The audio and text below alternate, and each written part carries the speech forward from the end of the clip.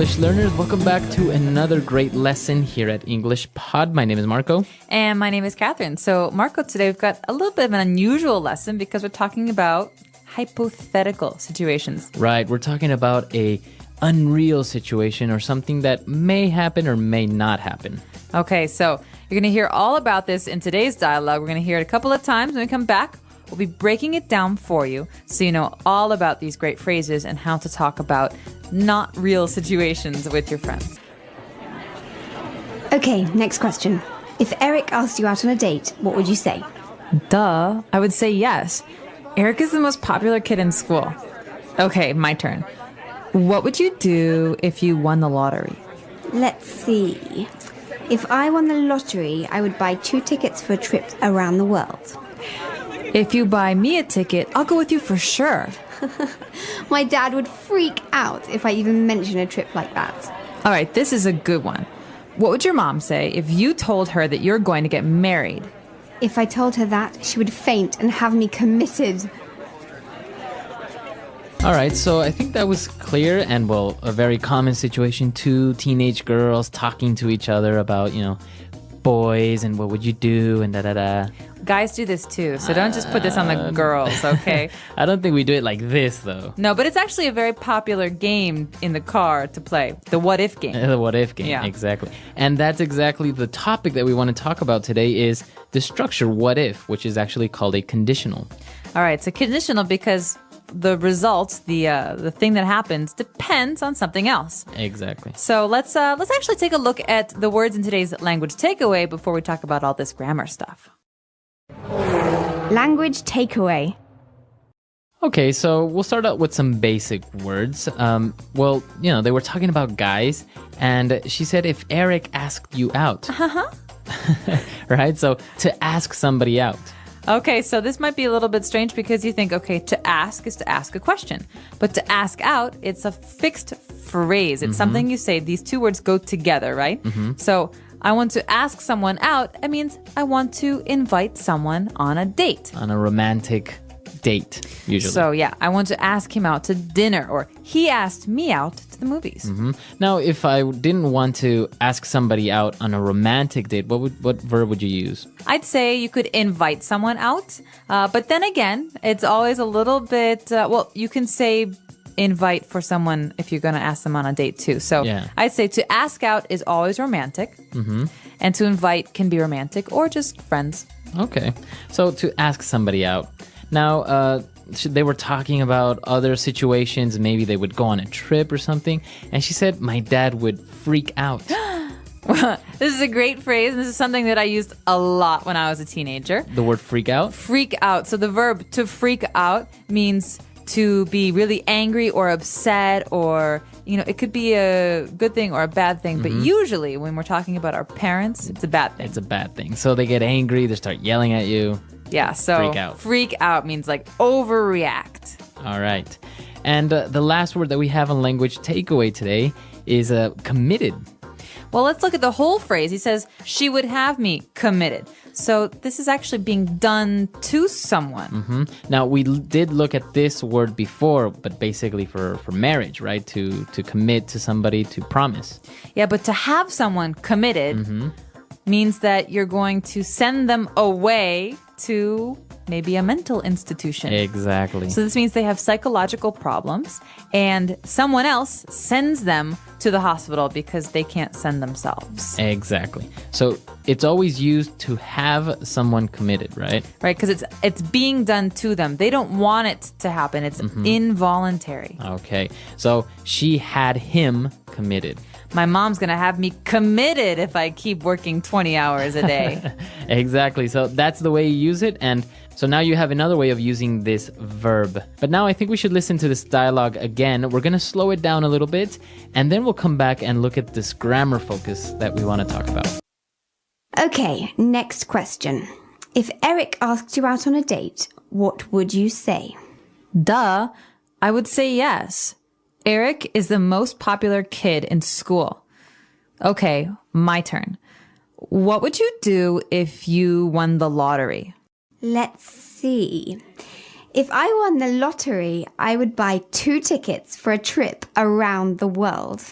If you buy me a ticket, I will go with you for sure. My dad would freak out if I even mention a trip like that. All right. This is a good one.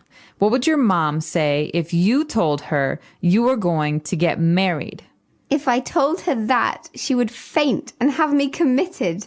All right, so we understood all the vocab now. Now let's take a look at these unreal situations and what we were saying, the what if game. Right. So I think it's important to push these into two different categories, right? We have one kind where it's very unrealistic. It's probably not going to happen, that kind of situation. And the other one is a situation that could very well happen, something that's probably very common. Okay. So the first one we're going to talk about is very unrealistic situations, things that probably won't happen. Okay, so let's take a look at an example that we found in the dialogue. The most common one, and I think everybody gets asked this question, is if you won the lottery, what would you do? Okay, if you won the lottery. So this is a situation that's very uncommon, right? Not many people win the lottery. So we have to say, if you won the lottery. So we use this verb in the past tense. If you won the lottery, if this happened, what would you do? Right. All so, right. Catherine, if you won the lottery, what would you do? If I won the lottery, I would buy a boat and sail around the world with my friends. All right. So another example, again, using the same structure, right? The verb in the simple past tense, we would say, if you were stuck on an island with one other person, who would that be? All right. So if you were stuck on a desert island with one person, who would that person be? So Marco, I'm going to ask you, who would it be? I think it would be an engineer or a scientist that could probably get me off the island. What about your girlfriend? No, well, that's the point. If I can get to her quicker. Oh, okay. I would say maybe kind of romantic, but kind of not. So that's the first situation. We've got these situations like being stuck on an island, winning the lottery. These are very unlikely. But what about the other kind? But before we move on to that, you notice that we used the verb was. We didn't say if I was on an island. I said if I were, right? Or if you were. So this is the way that you use it in these conditionals. If I were you, or if you were president of the United States. Yeah, this is a rule. So this is a grammar rule. We're not going to describe why it happens because it's very, very complicated and you can look it up on our site, but we're going to describe how to use it. That's the most important. So we can say, for example, Marco, if I were you, I would dye my hair red. Why? I don't know. I think it would look cool. I don't think so. So if I were you, I would. Or if you were me, what would you do? Exactly. So we always use it like this, right? If you're going to use this conditional, always use were for the subject, never was. Right. So you can tell this very, very big grammar issue. A lot of English speakers make this mistake. Yes, very many. So, but now you know that you shouldn't make this mistake and you can speak properly. All right, so now that we've seen these semi-unreal situations, let's move on to something that's a little bit more probable, that it may happen. Right, so we've got these situations that are common or likely. For example, in this lesson we hear, I will go with you for sure. So this is, if you buy me a ticket to travel, of course I will go with you. So if you buy, this is in the present tense, if you buy, then I will. Right. Right. So now you notice the difference. The verb is in the present, and then we use, instead of would, we use will. So again, I can say, if it rains tomorrow, I will stay home and watch TV all day. Okay, so think about this. Before we talked about going to desert islands. Now we're talking about rain and the weather. They're very, very different. The rain is very common. So we can say, if it rains tomorrow, I will need an umbrella. What about this? If we have lunch tomorrow, what will we eat?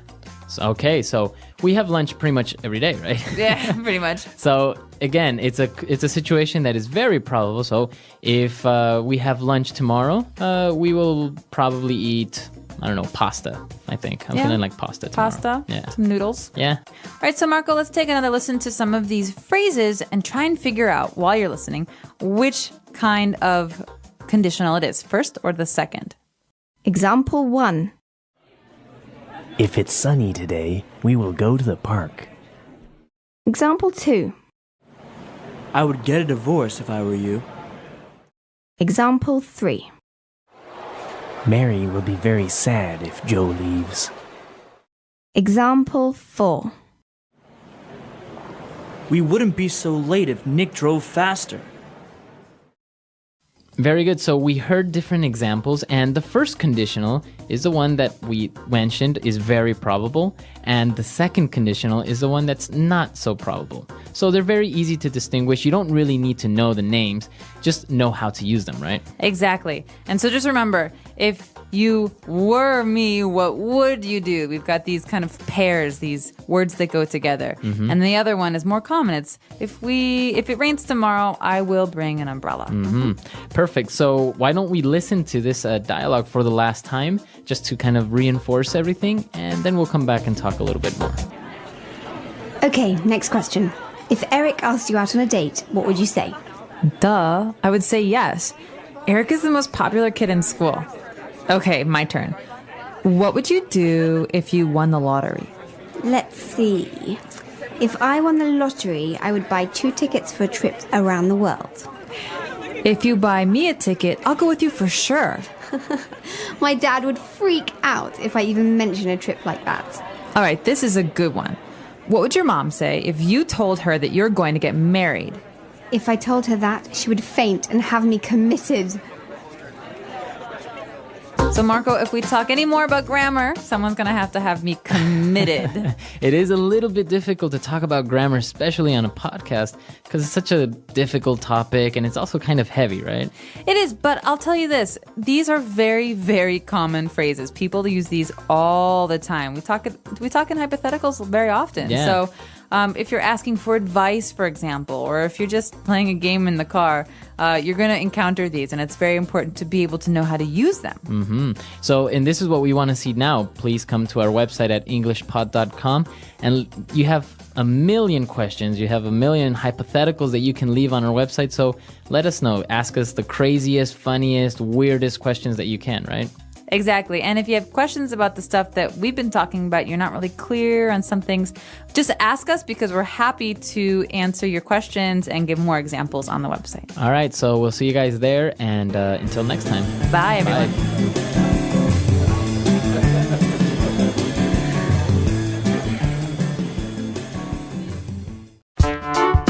The English Pod Audio Review. Listen to the meaning, then say the vocabulary word. To be in the place of someone.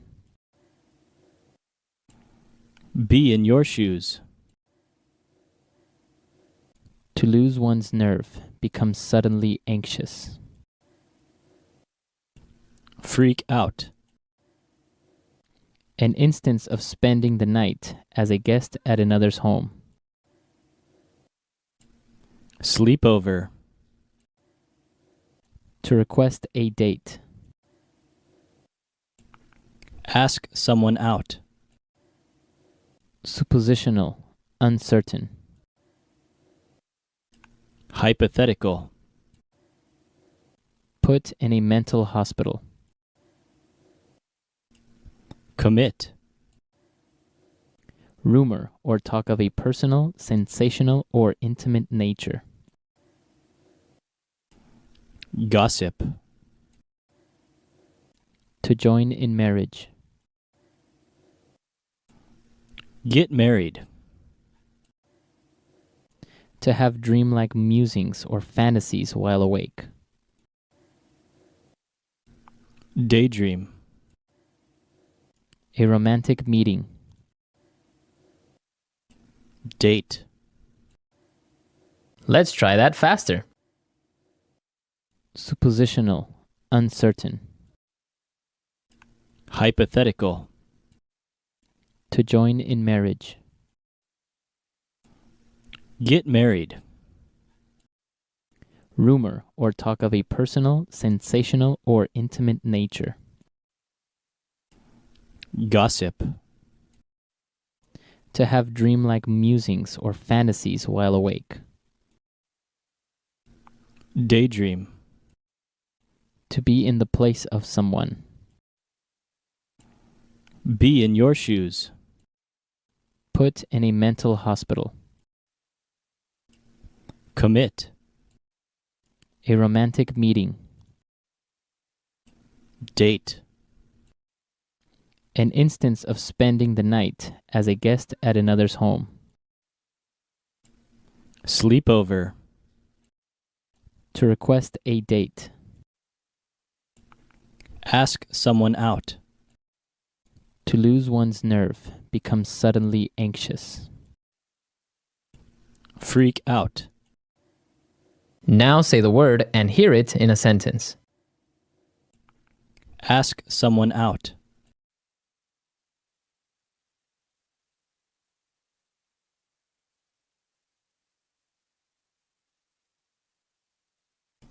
When asking someone out, choose your moment carefully and practice what you might say in advance so that you don't appear tongue-tied. Ask someone out.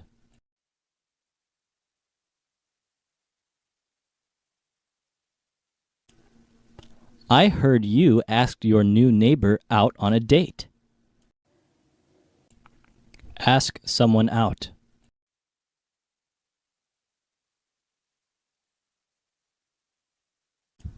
I really want to ask Jeff out, but what if he says no?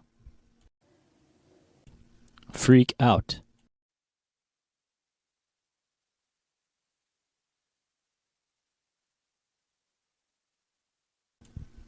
Oh my gosh. I'm going to meet Justin Timberlake. I'm totally freaking out. Freak out.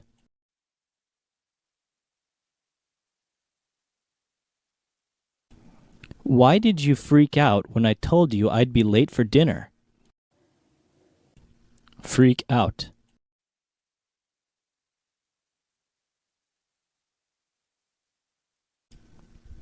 Don't freak out. We can solve this problem in 5 minutes. Commit.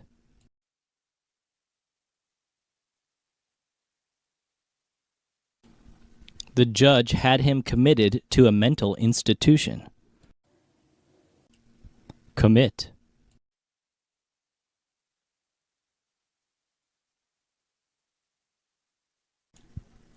If you get committed to an asylum, can you eventually get out? Commit.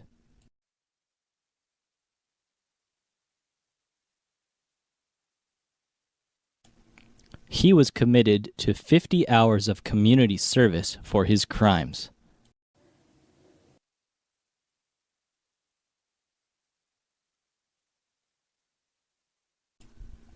If I won $1 million, I would buy you a diamond ring.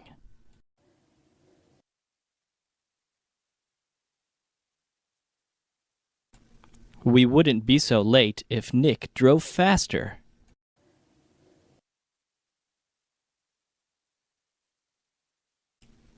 I would get a divorce if I were you.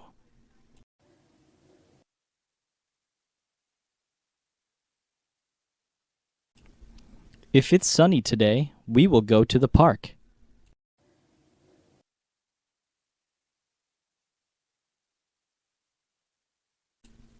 If you study hard, you will pass the test.